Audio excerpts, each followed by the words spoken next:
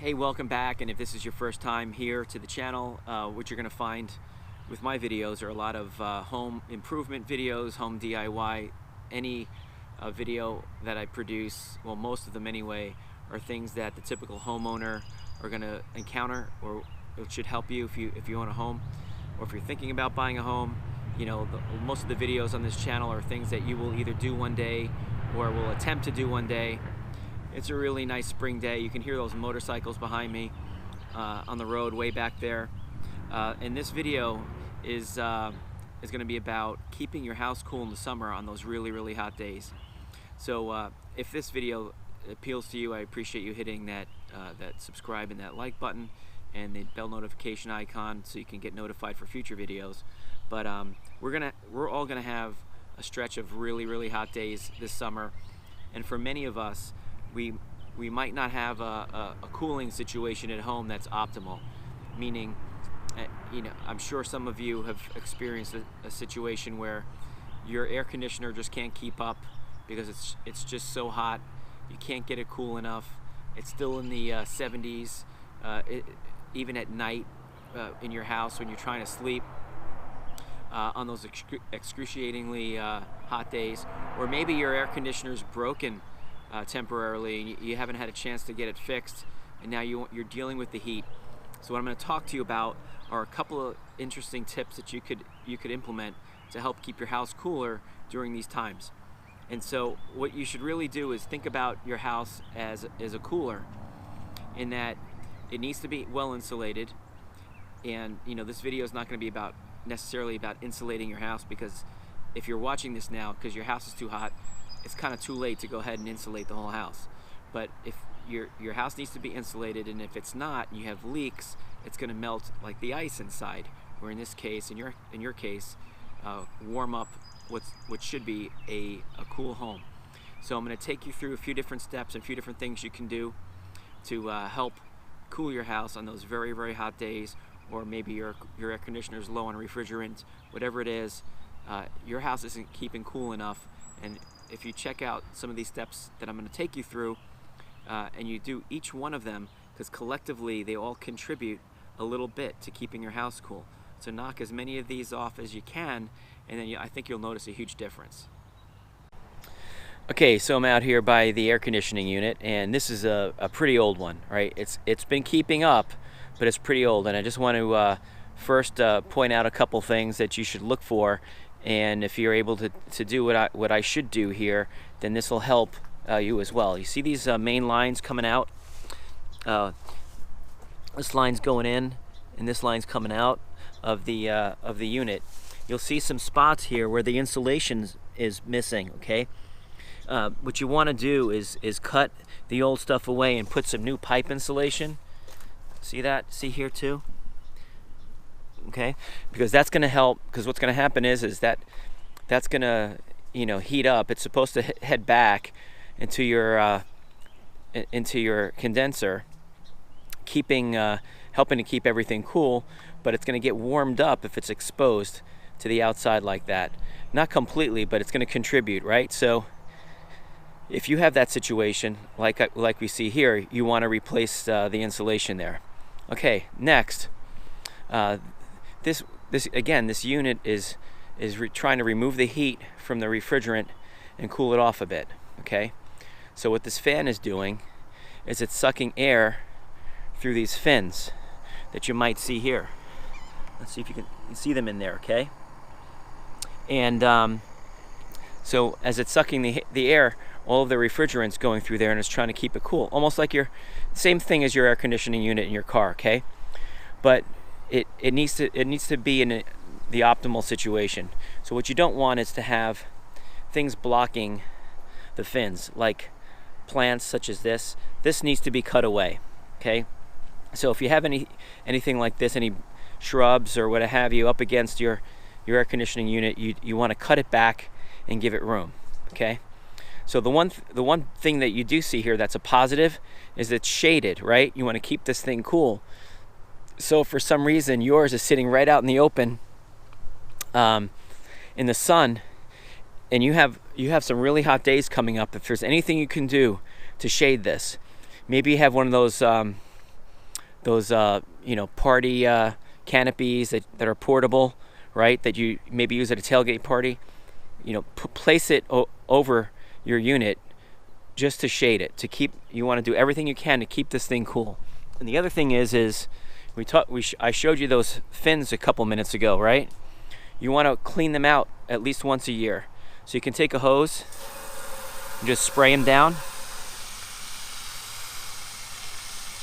Maybe something with a little bit more force than this one. This is really a vegetable sprayer. But you get the idea. You want to go through, not a pressure washer, because you don't want to damage the fins in there, okay? But get a hose with some good force, and you're going to go all the way across, back and forth, all the way around the whole perimeter, and do the whole thing, okay? And that's what you should be doing, that at least, you know, twice per season anyway, regardless as to whether you're having a particular situation. Okay, so the next thing is you know, when you know a hot day's coming, you want to close all of your blinds, right? You see how these are closed already? These should be completely closed all day long, keeping the sun out, because what you don't want is for the sun to come in and heat up the surfaces. You're gonna turn your furniture, if you have tile floor, you're gonna turn everything into a little heated radiator, right? And what you want to do is prevent that from happening. Keep all of the sunlight out during these excruciatingly hot days. Nice that I can speak today. And in fact, I would recommend cranking that air conditioning all night long before the heat even comes the next day. So that way you have all of your surfaces already at a temperature that is extremely cool, okay? And you don't want to wait until, you know, you don't want to keep your air conditioning off, and then next thing you know, it's, you know, noon or 2 o'clock in the afternoon, and it's really hot in the house, and then you turn it on. You'll never catch up that way. So what you want to do is absolutely keep the house cool from the start. You want to get a head start on it. Maybe you look at it like that, like a race. You want a head start on the heat. You want to cool all of your surfaces before that heat even comes. So we talked briefly about insulation. I'm going to turn some lights on in here. And what happens is when you have a house that's poorly insulated, you will feel heat radiating down from the ceiling in the attic, right? And it might not be the entire ceiling. It could be there are certain areas where insulation's missing or it's poorly insulated. You'll know, you'll feel that. You put your hand up there. If it feels extremely warm to the touch up by the ceiling, that means what you have happening is you've got essentially a furnace in your house from the ceiling, and you're trying to cool it through the vents at the same time. Your air conditioning is fighting the house essentially to keep it cool.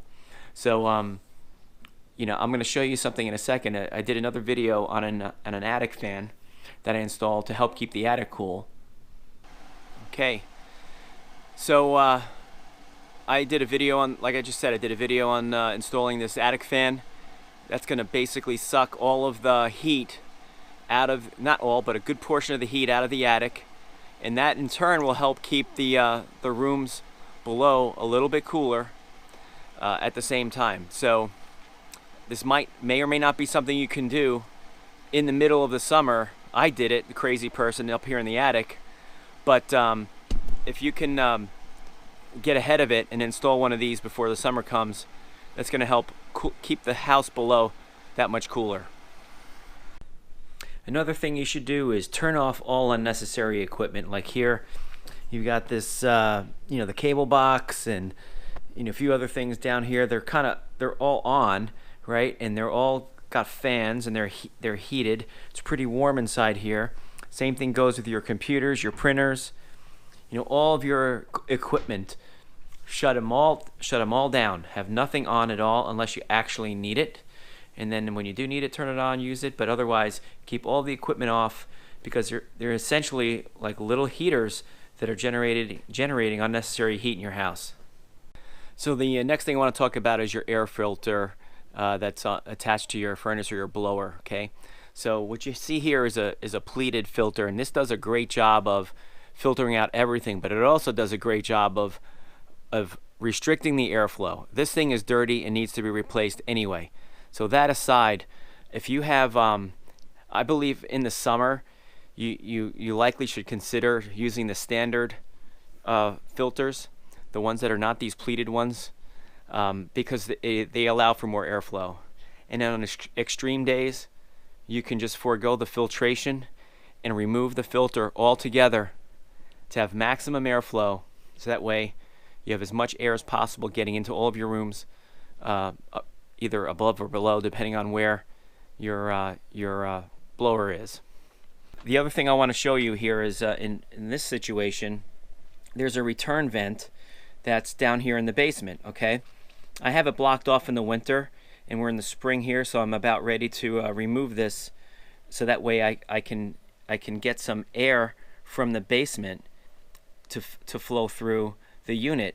Now the air in your basement is much cooler than the air upstairs in the rest of your house. So you know, it's in the upper 60s usually all year long.